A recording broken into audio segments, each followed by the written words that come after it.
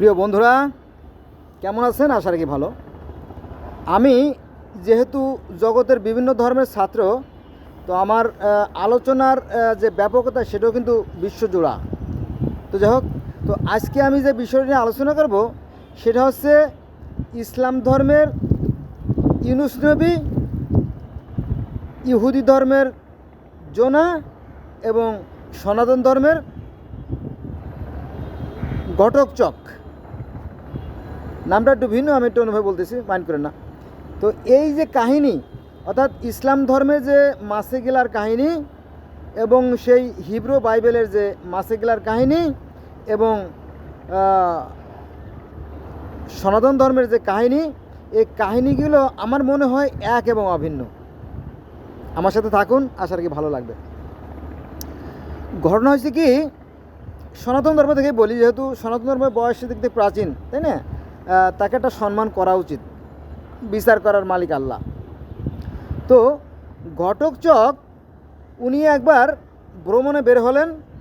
উনি ছিলেন গোটা পৃথিবীর একজন বিশাল সম্রাট, রাজা, সুলতান, কিং আর কি। তো উনি দীর্ঘ পথ ঘুরলেন, ঘুরতে ঘুরতে ঘুরতে ঘুরতে একসময় তিনি ক্লান্ত। তখন পিপাসার্থ বটে, তো পিপাসা নিবারণ করার জন্য তিনি একটা নদীতে গেলেন, জলাশয়ে গেলেন পানি খাইতে গেলে তো হঠাৎ করে একটা মাছ, অতিকায় মাছ তাকে গিলে ফেলল, ঘটকচককে। তো উনি তো সাধারণ মানুষ ছিলেন না, উনি দেবতুল্য মানুষ ছিলেন। তো যখন মাছে গিলে ফেললো তখন তিনি ঈশ্বরের নাম স্মরণ করলেন, হে ঈশ্বর, হে ভগবান, তুমি আমাকে রক্ষা করো, আমি কোথায় এসে পড়লাম। তো তিনি যখন সৃষ্টিকর্তার গুণগান গাচ্ছিলেন তখন সৃষ্টিকর্তা তাকে রক্ষা করলেন এবং এক পর্যায়ে তাকে এই মাছের পেট থেকে মাছে বমি করে নদীর পাড়ে ফেলে দিতে বাধ্য হলো। তার মানে কি, এই ঘটকচকের আর মৃত্যু হলো না, তিনি মাছের পেট থেকে পরিত্রাণ পেলেন সেই ঈশ্বরের নাম নেওয়ার কারণে। ঠিক আছে?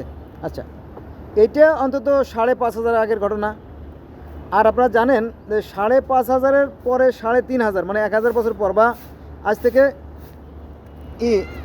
শব্দ করোনা শোনেন, তো ৩,৫০০ বছর আগে আছে আপনার হিব্রু বাইবেলের জন্ম।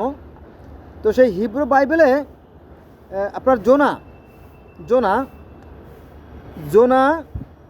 তিনি কি করলেন,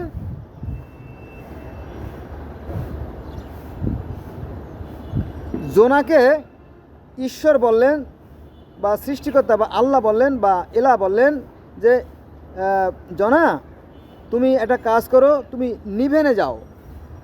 নিভেন একটা জায়গার নাম আছে, নিভেনে যাও। ওখানকার মানুষেরা খুব অত্যাচারিত।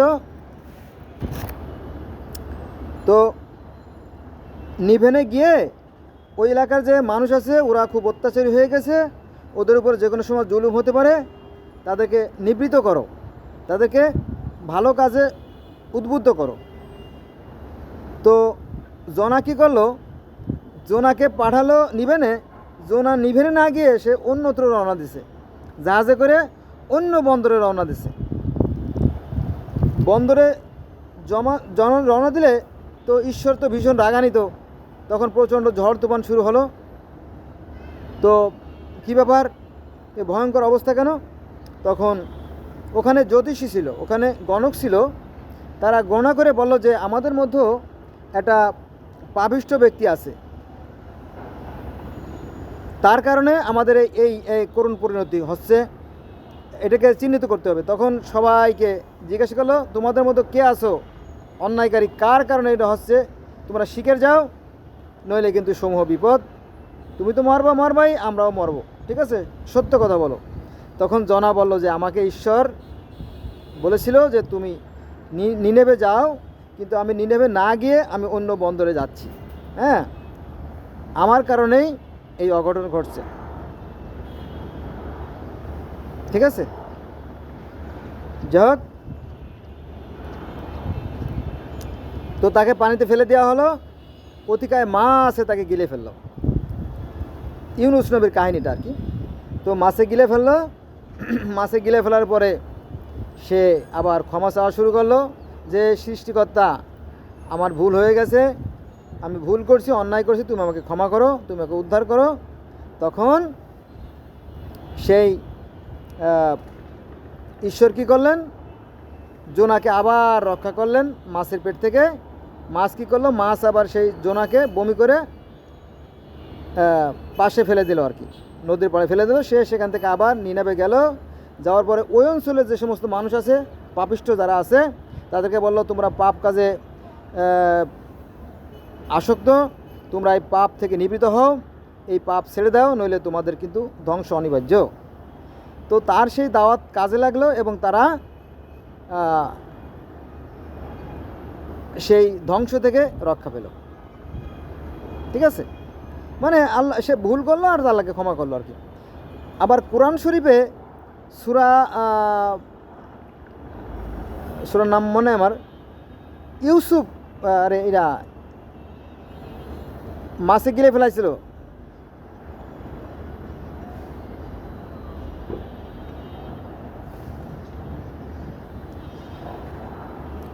ইউনুস নবীকে।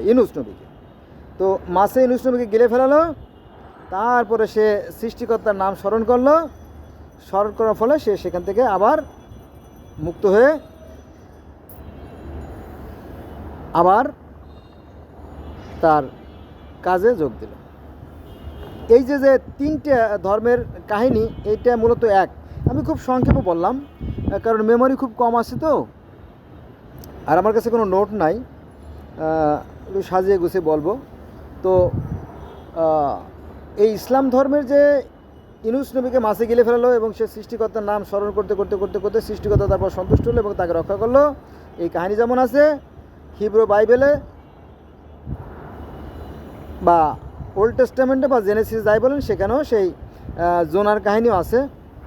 ইহুদি ধর্ম, খ্রিস্টান ধর্ম ওই জোনার কাহিনী আছে, আর সনাতন ধর্মে আছে ঘটক চক্রের কাহিনী। এই একই কাহিনী, লম্বা কাহিনী। এই লম্বা কাহিনী বলতে গেলে অন্তত 2-1 দিন সময় লাগবে আর কি, একদিন সময় লাগবে, এত লম্বা লম্বা কাহিনী।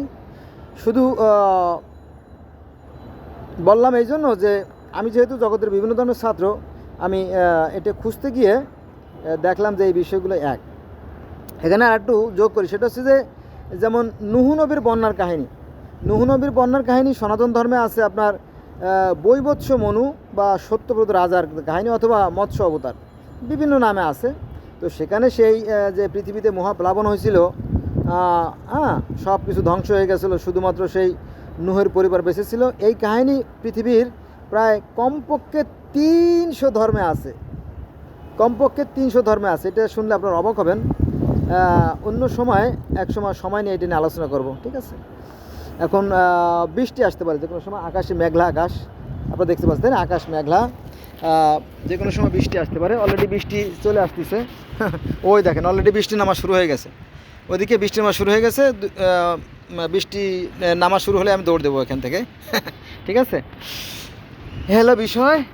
তো আমি সবসময় যে কথা বলি যে প্লিজ প্লিজ প্লিজ আমরা ধর্ম নিয়ে বাড়াবাড়ি না করি।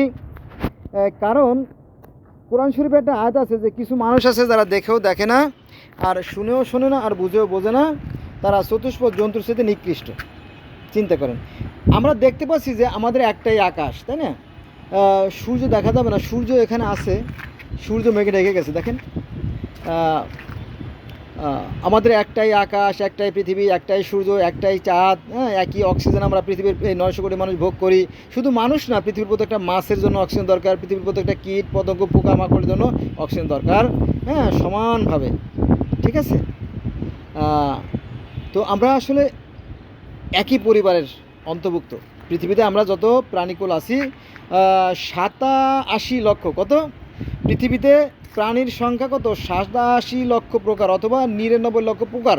আর এদের সংখ্যা ওরে সর্বনাশ, বিশাল ব্যাপার, এদের সংখ্যা অগণন, ঠিক আছে। আমরা আসলে একই পরিবারের অন্তর্ভুক্ত, কিন্তু আমাদের ওই যে সীমাবদ্ধতা, আমাদের নির্বুদ্ধিতা, আমাদের কম জ্ঞানের কারণে আমরা বুঝে উঠতে পারি না। আমরা হিদায়াত না জেনে আমরা দ্বিধাদ্বন্দ্ব শুরু করি, ঠিক আছে।